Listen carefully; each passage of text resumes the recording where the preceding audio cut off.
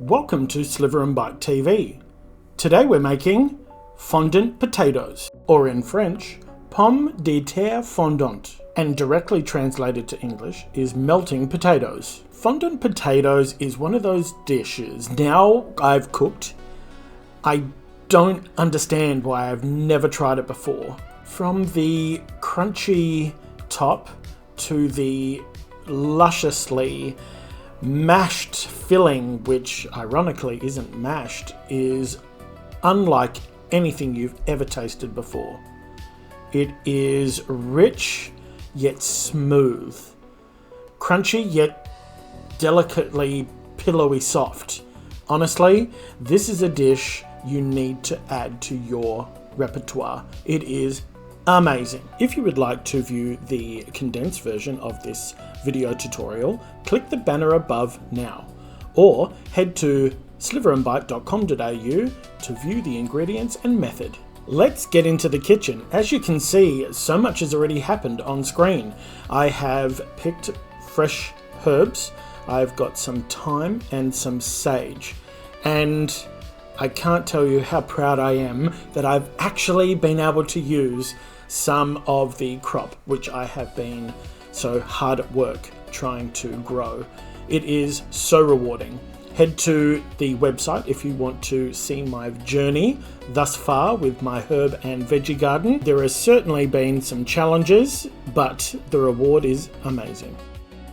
So with a starchy potato, you can see that I'm cutting off just one edge so that you can actually get a flat line to measure your potato with the cookie cutter ring. And once you have measured out your size, you can then cut the other end.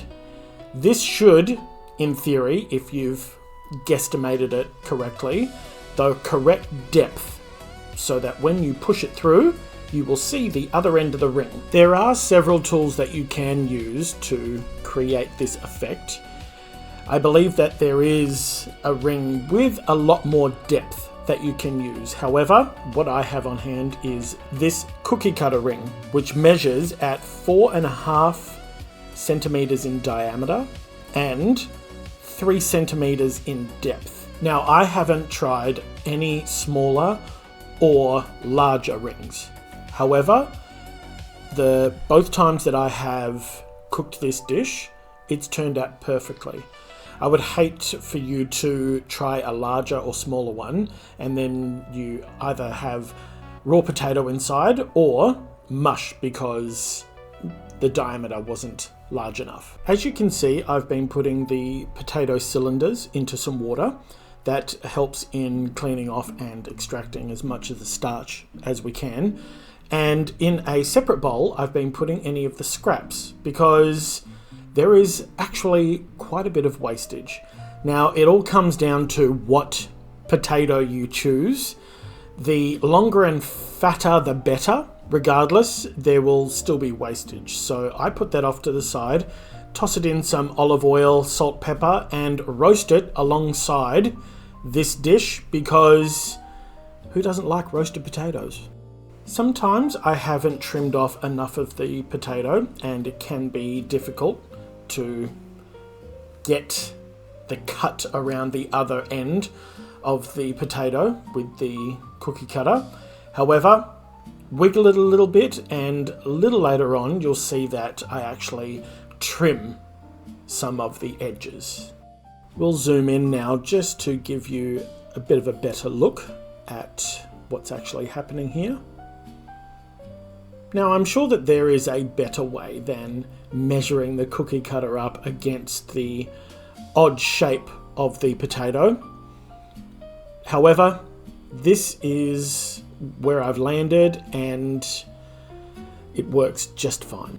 And you may say possibly trim the top of it off. However, there's a fine line between, as you can see there, having enough clearance to get a full cylinder instead of the possible straight edge. So be cautious if you're going to cut it into a square first. Now just going to give them a gentle wash, make sure that any of the starch that's coating the cylinder is gone.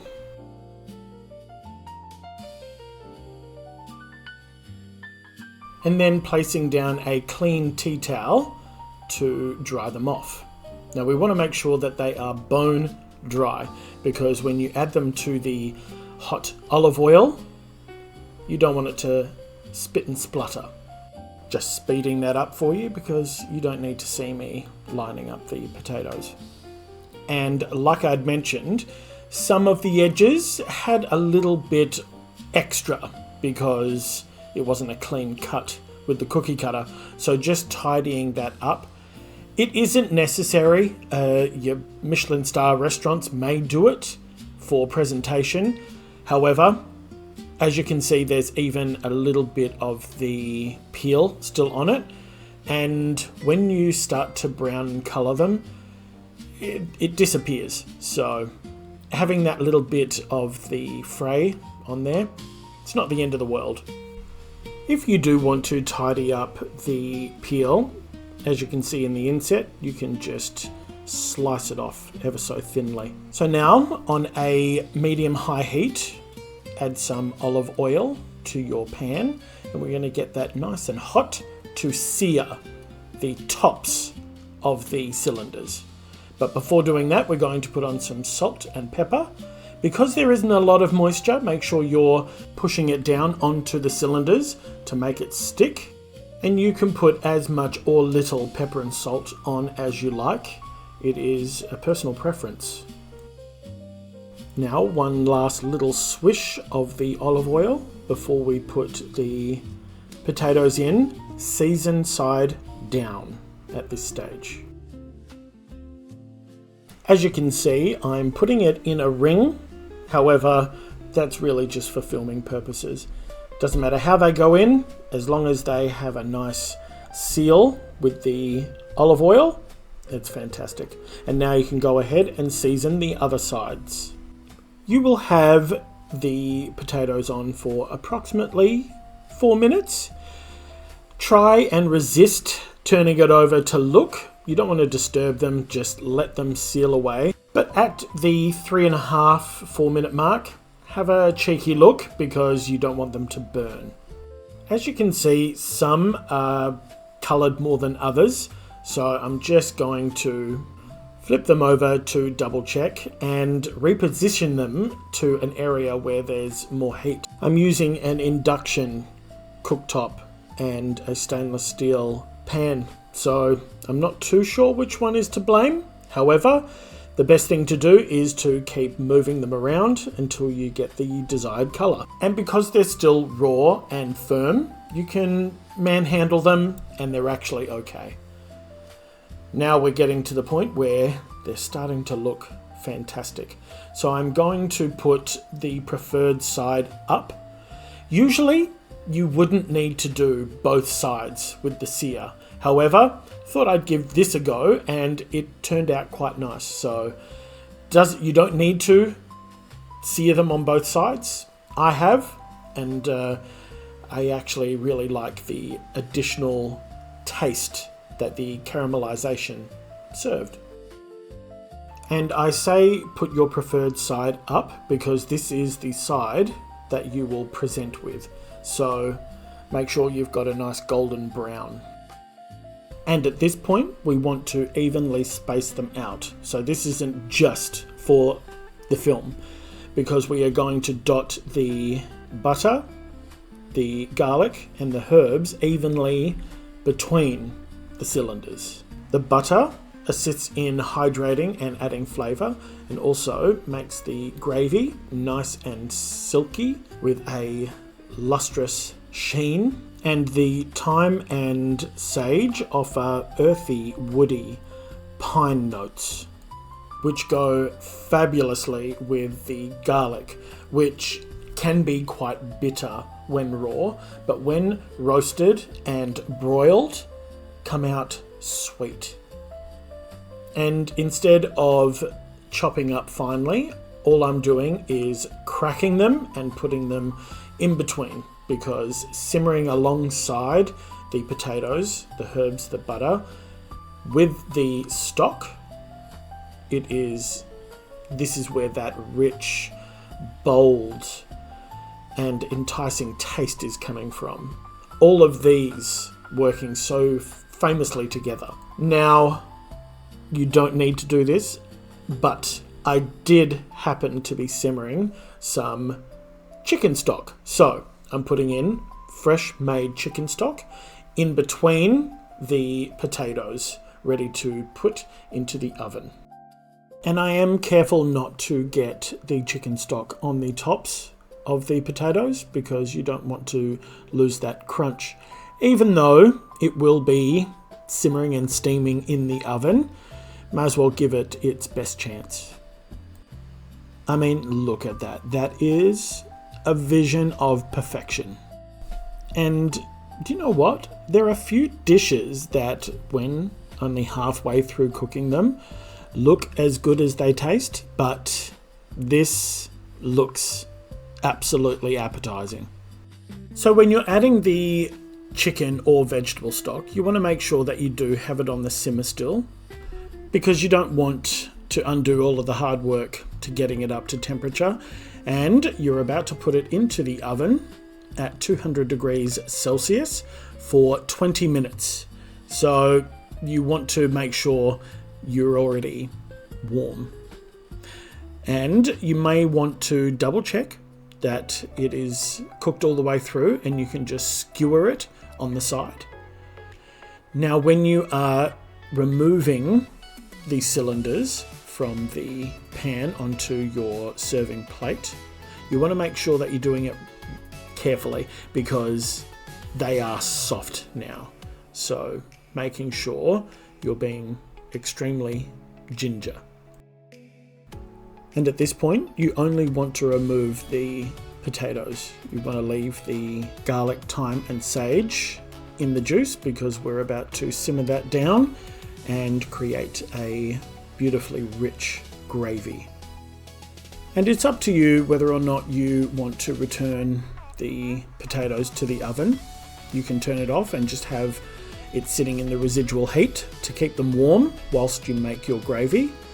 I've left it out, and once you pour the gravy over, there's still sufficient warmth there.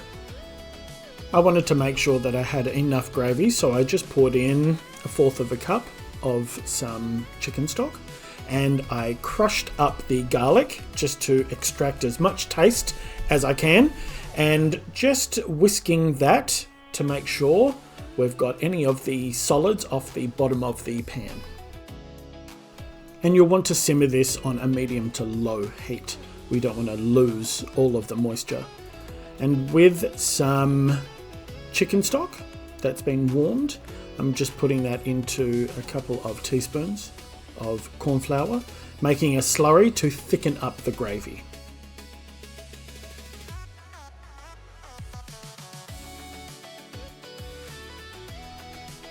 Now in a heat-proof bowl and a fine mesh sieve, and because this pan came out of the oven, make sure you've got a tea towel so you don't burn your hand. It has happened to me. And separate the solids from the liquids, and making sure you're wiping out the pan because there will be a few little solids that stick around. Bring that to a simmer again, low to medium heat, and then we will add the slurry to thicken that up. Now, you never know how much of the slurry you'll need, so you may need to add a little more chicken stock in if it goes too thick too soon.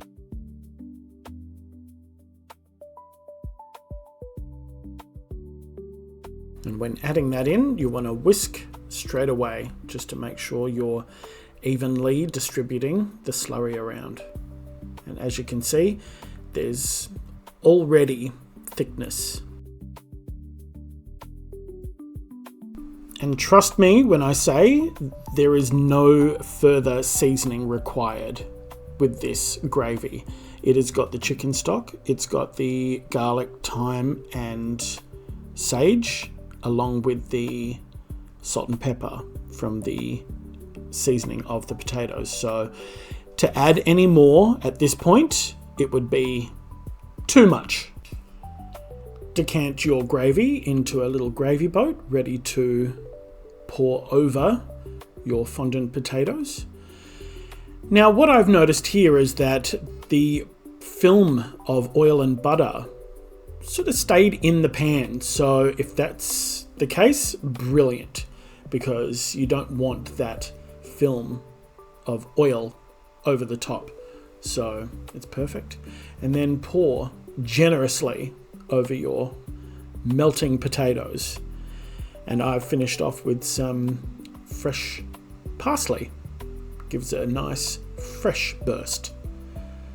And cutting into it now, it is absolutely stunningly soft, like a pillow, like I'd mentioned. And here, what I'll do is turn it over and smash it down for you. That is like a mashed potato. Thank you for joining me for Fondant Potatoes. Head to sliverandbite.com.au to find the method and any other tips and tricks you may want to know. See you soon.